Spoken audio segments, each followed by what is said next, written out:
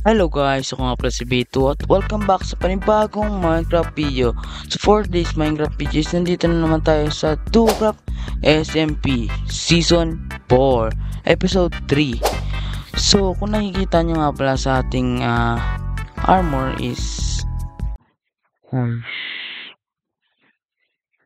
ayun na nga lang pala guys ang natira kasi nasunog yung iba sa nether. First time ko kasi pumunta na sa nether, kaya ayan na lang yung natira. So ayan, so for this episode is magpe-prepare lang tayo para sa ating next episode kasi pala ko nang gumawa ng automatic clay farm para sa ating shop. So yes, so ano nga pala yung mga materials na kailangan natin, so ipapakita ko rin sa iyo kung ano nga ba. So meron tayong 2 repeater, 1 comparator, 3 hopper, 1 water bucket, 9 piston, 2 dispenser, 4 dropper, 64 redstone dust, 3 redstone torch, 3 glass, at temporary block. So ayun lang na may mga materials na kakailanganin natin. So ano pang hinihintay natin? Simulan na.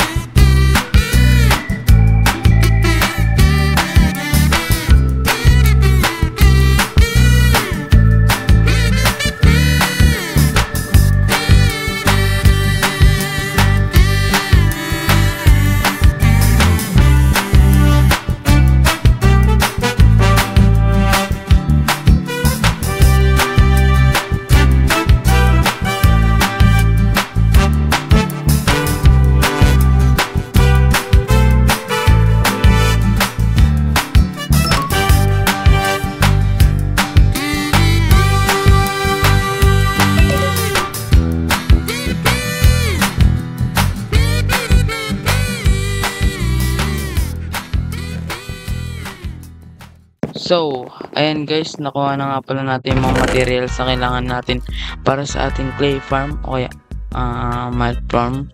So, napag-isipan ko na ngayon ko na gawin at hindi na sa next episode yung ating clay farm. So, papakita ko sa inyo kung ano nga ba itsura ng area natin pagtatayuan. So, dito siya banda, dito natin makukuha yung mga clay. At dito banda gagawa ko ng parang dito naman yung parang paglalagyan ng mga dirt kasi kailangan ng dirt dun para makagawa ng clay. So ayun lang naman. So tara, kunin na natin mga materials ng magamit na natin. So ito yung lahat, pero hindi ko sure kung may babagawin tayo, pero okay lang yan. Tara. Okay, ayusin lang ito ating hotbar. Lagyan natin mga kailangan natin. Yan. Mostly yan muna. Ayan. Yan. So ito siya. Ilang blocks pa to? 8. So 8 9 10 11 12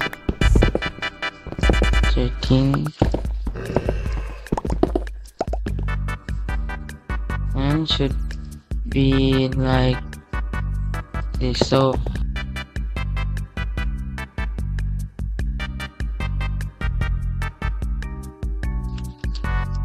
and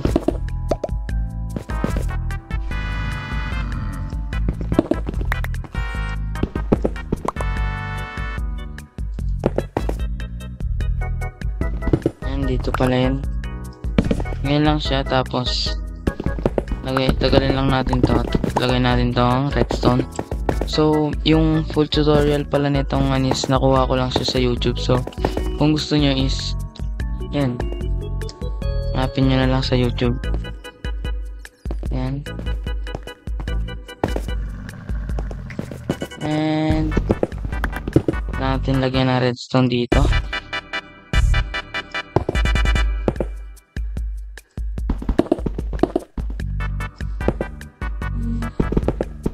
Ayan.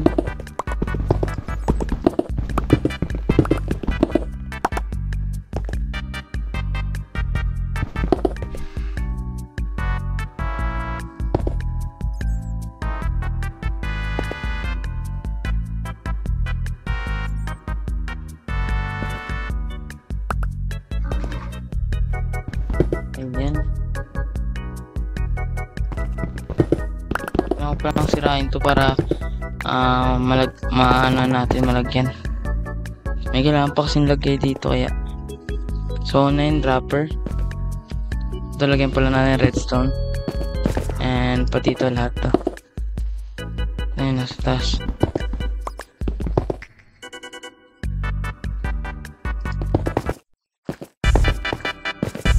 Ayan. 4 dropper. Oops. Try natin.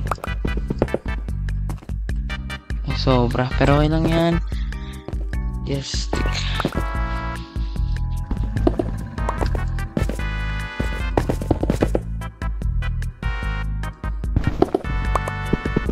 And then dito yung dispenser.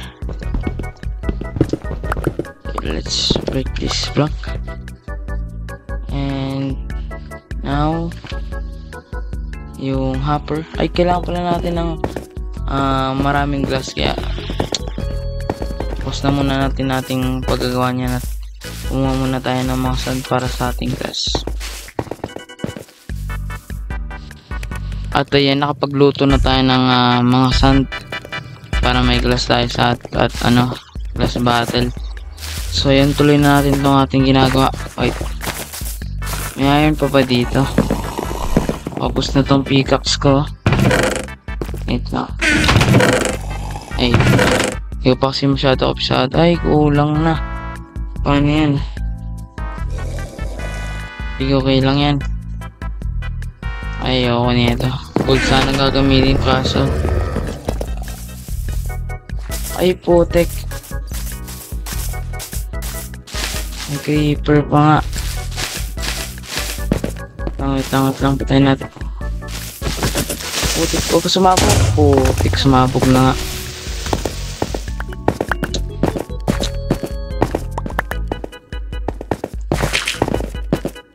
Yan, nakita nyo na tuloy may cave dyan.